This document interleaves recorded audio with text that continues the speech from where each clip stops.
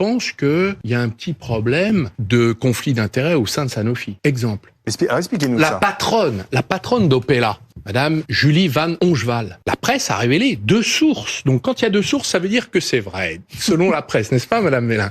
2 sources ont révélé qu'elle avait un management package de 200 millions d'euros pour vendre aux Américains. Alors que PAI n'avait donné que 50 millions. 50 millions, c'est déjà beaucoup, hein. Mais 200 millions? Donc, nous avons donc la patronne d'Opella qui va toucher le pactole pour vendre aux Américains. Excusez-moi, il y a un petit problème. Deuxièmement, qui est le patron de Sanofi? Monsieur Oudéa. Frédéric Oudéa. Mais vous avez vu ce qu'il a fait de la Société Générale? Il a bousillé le Crédit du Nord. Regardez son action en 15 ans de gouvernance de Société Générale.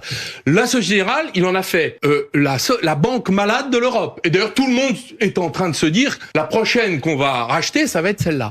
Et donc, Monsieur Oudéa, pourquoi voulez-vous qu'il fasse différemment de Sanofi? Donc moi, je pense que le gouvernement aurait dû exprimer une défiance vis-à-vis de cette gouvernance-là. On continue de vendre la France à la découpe après les affaires d'Alstom, Technip, Lafarge, Alcatel, etc. Désormais, c'est au tour de Sanofi et de Doliprane avec la vente de 50% d'Opella à une entreprise américaine. Récemment, le ministre de l'économie Antoine Armand a annoncé des sanctions si les usines produisant le Doliprane venaient à disparaître. La sanction est seulement de 40 millions d'euros en cas d'arrêt de production sur les 2 sites français d'Opella, à Lisieux et à Compiègne, et de 100 000 euros par emploi supprimé suite à un licenciement économique contraint. Le montant des sanctions est dérisoire, tout comme la participation de l'État via BPI à hauteur de 1 à 2%, contre 50% pour les Américains. Sinon, c'est étonnant que dans ce type d'affaires, il y ait toujours un lien de près ou de loin avec un politique qui a été ministre.